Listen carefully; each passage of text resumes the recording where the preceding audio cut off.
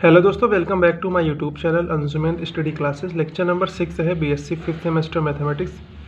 Chapter का नाम है रीमान मेट्रिक। ये जो चैप्टर है रीमान मेट्रिक, ये टेंसर एनालिसिस वाले बुक के अंतर्गत आता है। इसमें आपको दो क्वेश्चन बताऊंगा। पहला क्वेश्चन यहाँ पे देखिए क्या है, प्रूव दैट करना है आपको एलएचएस बराबर आरएचएस। तो हम यहाँ पे एलएचएस वाले टर्म को लेके चलेंगे, इसको सॉल्व करेंगे और इसको सॉल्व करके लास्ट में मैं आरएचएस वाला यहाँ पे जो कि n-1 इंटू में जी सब स्क्रिप्ट आई के है, ये वाला आपको ले आना है इसको सॉल्व करके। तो चलिए सबसे पहले आप एलएचएस को लिखिए यहाँ पे लेफ्ट हैंड साइड वाले टर्म को। यहाँ पे देखिए ब्रैकेट के बाहर है जी सुपर स्क्रिप्ट एच जे है, तो एक बार तो इसमें मल्टीपल होगा, फिर माइनस इसके साथ भी मल्टीपल होगा। तो मैंने यहाँ पे ब्रैकेट को हटाया है और इसका मल्टीपल यहाँ पे किया है। तो ये क्या है, जी सब स्क्रिप्ट है एच जे इंटू में ये जी सुपर स्क्रिप्ट है एच जे के इंटू में है जी सब स्क्रिप्ट आई के माइनस जी एच के इंटू में जी आई जे, और ये वाला मल्टीपल में आएगा जी सुपर स्क्रिप्ट एच जे।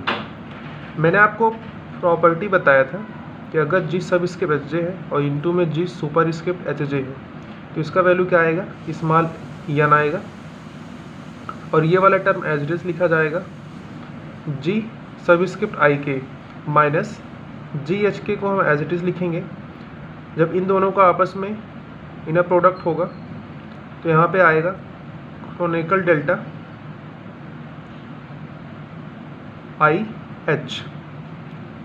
और मैंने आपको बताया था जब फंडामेंटल वाला चैप्टर चल रहा था आपका टेंसर का, कि क्रोनिकल डेल्टा आई एच इसका वैल्यू 1 कब होगा और 0 कब होगा, जब सुपर स्क्रिप्ट जो है वो सब स्क्रिप्ट के बराबर आ जाएगा तो उसका वैल्यू 1 होता है, अदरवाइज 0 होगा। यहाँ पे देखिए एच एच क्या है, डमी है एंड रिपीटेड एलिमेंट ट्वाइस। इसको हम आई से चेंज करेंगे, तो इसके प्लेस पे अगर हम आई लिखेंगे यहाँ पे एच के, तो यहाँ भी हमें आई लिखना पड़ेगा। और चूँकि यहाँ पे सुपर स्क्रिप्ट जो है वो सब स्क्रिप्ट के बराबर आ गया है, इसलिए इसका वैल्यू क्या होगा, 1 होगा। तो इसके प्लेस पे हम 1 लिखेंगे और 1 का मल्टीपल जी सब स्क्रिप्ट आई के साथ होगा, तो आपको यही चीज़ मिलेगा जी सब स्क्रिप्ट में आई के।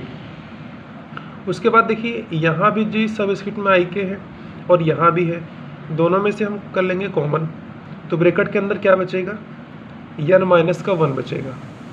और यही चीज़ आपको आरएचएस में दिखाना था, और यही चीज़ क्या है, राइट हैंड साइड है। तो आपका पहला क्वेश्चन यहाँ पे प्रूव दैट हो चुका है। चलिए दूसरा क्वेश्चन मैं आपको दिखाता हूँ।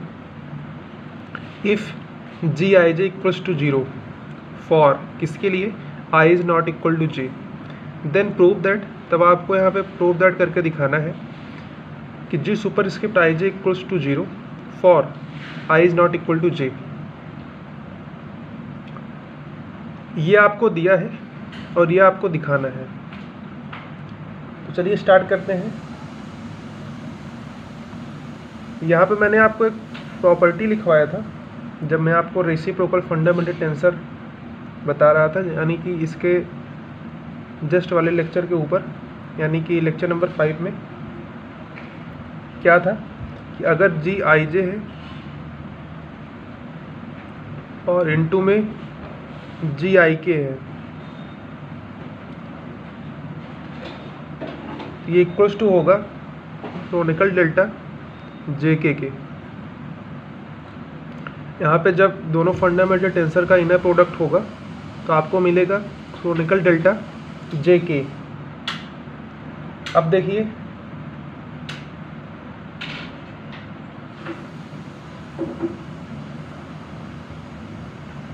यहाँ पे आई के प्लेस पे हम 1 रखेंगे, फिर 2 रखेंगे, फिर 3 रखेंगे।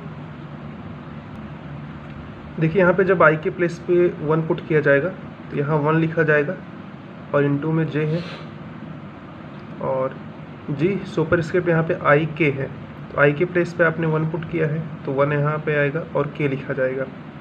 फिर प्लस इस बार हम 2 पुट करेंगे, फिर जे लिखा जाएगा और इनटू में यहाँ पे 2 के।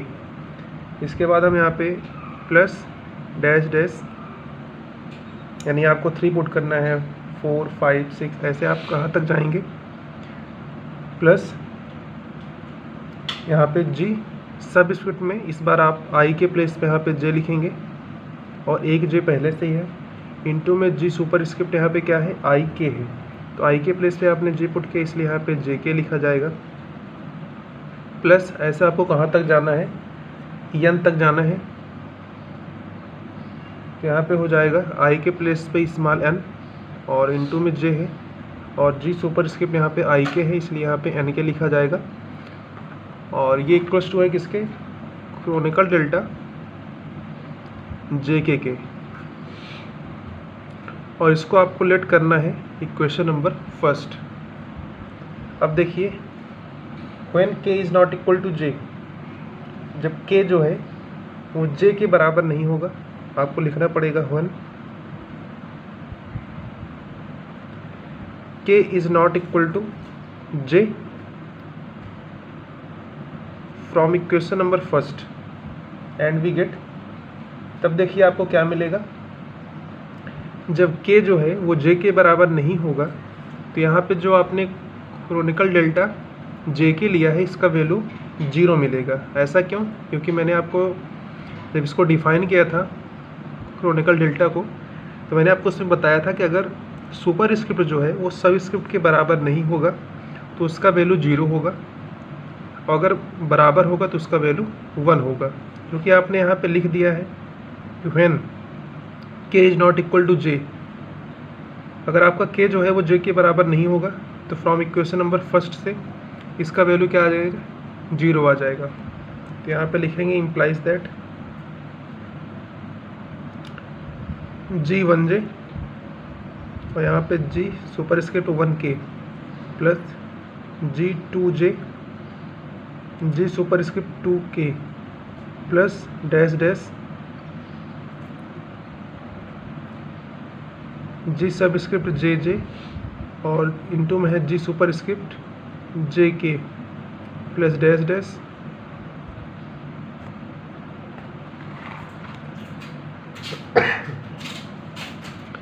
यहाँ पे लिखा जाएगा जी एन जे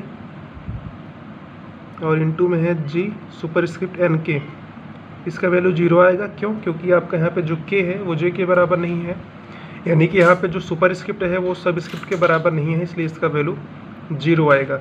अगर यही दोनों आपस में इक्वल होता तो इसका वैल्यू क्या आता, 1 आएगा।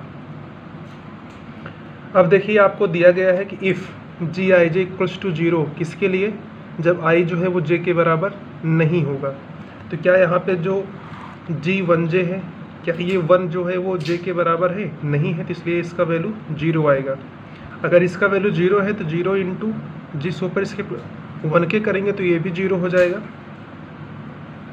यानी जी 1j का वैल्यू 0 आएगा। क्योंकि आपको एक कंडीशन दिया गया है कि जी आई जे का वैल्यू 0 होगा, कब, जब i is not equal to j। तो यहाँ पे क्या i जो है वो j के बराबर है, यानी कि 1 क्या j के बराबर है, नहीं है, इसलिए इसका वैल्यू 0 आएगा। और इनटू में है जी सुपर स्क्रिप्ट 1k, ये आपका एज इट इज़ लिखा जाएगा। यहाँ भी वैल्यू 0 आएगा क्योंकि ये 2 जो है वो j के बराबर नहीं है, और इनटू में जी सुपर स्क्रिप्ट यहाँ पे 2k लिखा जाएगा प्लस एज इट इज़। यहाँ पे देखिए जो j है वो j के बराबर है, इसलिए इसका वैल्यू 0 के बराबर नहीं आएगा, इसको हम ऐसे ही लिखेंगे। और जी जे के प्लस यहाँ भी वैल्यू 0 आ जाएगा, और इनटू में जी सुपर स्क्रिप्ट एन के, और ये इक्वल्स टू हो जाएगा 0 के। यहाँ पे देखिए सिर्फ आपका यही वाला टर्म यहाँ पे बचा है, इसलिए इसको हम यहाँ पे लिखने वाले हैं। तो जी सब स्क्रिप्ट यहाँ पे जे जे हो जाएगा, और इनटू में जी सुपर स्क्रिप्ट यहाँ पे जे के इक्वल्स टू आ गया 0 के। अब यहाँ पे देखिए आपका जो जी जे जे है वो नॉट इक्वल टू 0 होगा। क्यों, क्योंकि आपको यहाँ पे दिया गया है कि जी आई जे जो होगा वो 0 के बराबर होगा अगर आई is not equal to j के होगा। तो अगर हम आई इज इक्वल टू जे कर देंगे तो क्या 0 के बराबर होगा, नहीं ना। तो यहाँ पे वही चीज़ लिखा जाएगा। सबसे पहले आप लिख दीजिए कि आप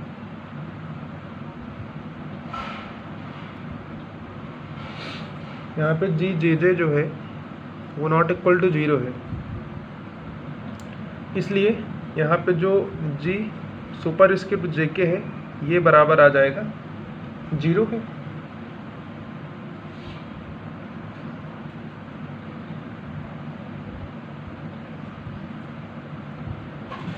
यहाँ पे देखिए जो जी जे के है ये इक्वल्स टू आएगा 0 for J is not equal to K, that is अगर हम यहाँ पे जी आई जे ले लें तो ये भी नॉट इक्वल टू 0 आएगा for i is not equal to j. अगर ये बराबर ऐसा है तो इसको भी हम लिख सकते हैं, यहाँ भी हम लिख देंगे कि आई जो है वो जे के बराबर नहीं है। और यही चीज़ आपको दिखाना था इस क्वेश्चन में, शो दैट करके कि आप दिखाइए कि जो यहाँ पे जी सुपरस्क्रिप्ट आई जे है वो इक्वल्स टू 0 है for i is not equal to j के लिए। यहाँ पे देखिए मैंने स्टार्ट कहाँ से किया था, ये आपका क्वेश्चन है, यहाँ से मैंने इसका सोल्यूशन स्टार्ट किया क्वेश्चन नंबर 2 का। ये होता है प्रॉपर्टी, मैंने आपको इसके पहले वाले लेक्चर में बताया था कि जी आई जे इंटू में जी सुपरस्क्रिप्ट आई के इक्वल्स टू होता है क्रोनिकल डेल्टा जे के। फिर मैंने आई को यहाँ पे वेरी कराया 1 to जे तक, फिर जे से लेकर के एन तक। तो इक्वेशन नंबर फर्स्ट यहाँ पे लेट हो गया है। उसके बाद आपको लिखना है कि when K is not equal to J, from equation number first से क्रोनिकल डेल्टा का वैल्यू 0 आ जाएगा, क्योंकि यहाँ पे सुपरस्क्रिप्ट जो है वो सबस्क्रिप्ट के बराबर नहीं है। अगर ये इक्वल्स टू होगा तो इसका वैल्यू 1 होगा, अदरवाइज़ यहाँ पे 0, क्योंकि यहाँ पे दोनों इक्वल्स नहीं है इसलिए यहाँ पे इसका वैल्यू 0। उसके बाद क्वेश्चन में आपको गिवन था कि जी आई जे जो है वो इक्वल्स टू 0 है जब आपका आई जो है वो जे के बराबर नहीं होगा। इसलिए यहाँ पे देखिए जो जी 1 जे है इसका वैल्यू 0 आ जाएगा। क्यों? क्योंकि जो यहाँ पे 1 है वो जे के बराबर नहीं है, इसका भी वैल्यू 0 आएगा। यहाँ पे जे जो है वो जे के बराबर है इसलिए इसका वैल्यू 0 नहीं होगा। यहाँ एन जे है तो ये भी तो आपस में इक्वल नहीं है इसलिए इसका वैल्यू 0। फिर टोटल को आपस में ऐड किया जाएगा तो आपका यही वाला टर्म बचेगा क्योंकि सारा 0 हो जाएगा। तो जी जे जे इंटू में जी सुपरस्क्रिप्ट जे के इक्वल्स टू 0 आ गया। आप जानते हैं कि जी सब स्क्रिप्ट में जे जे जो है 0 के बराबर नहीं है, इसलिए ये वाला टर्म आपका 0 के बराबर होगा। इसलिए आपका जो ये जी सुपरस्क्रिप्ट जे के है ये 0 के बराबर होगा। क्यों? क्योंकि ये 0 के बराबर नहीं है। अगर ये जी जे के इक्वल्स टू 0 है for J is not equal to K लिए, तो इसी की हेल्प से आप लिख सकते हैं कि जी सुपरस्क्रिप्ट आई जे जो होगा वो 0 के बराबर होगा फॉर किसके लिए? I is not equal to जे। और यही आपको दिखाना था, आपने इसको सो दैट करके दिखा दिया है। तो आज के इस लेक्चर में बस 2 ही क्वेश्चन, इसके बाद आपको जो नेक्स्ट टॉपिक होगा वो आपको बताया जाएगा। तब तक के लिए thank you for watching this video. Have a great day.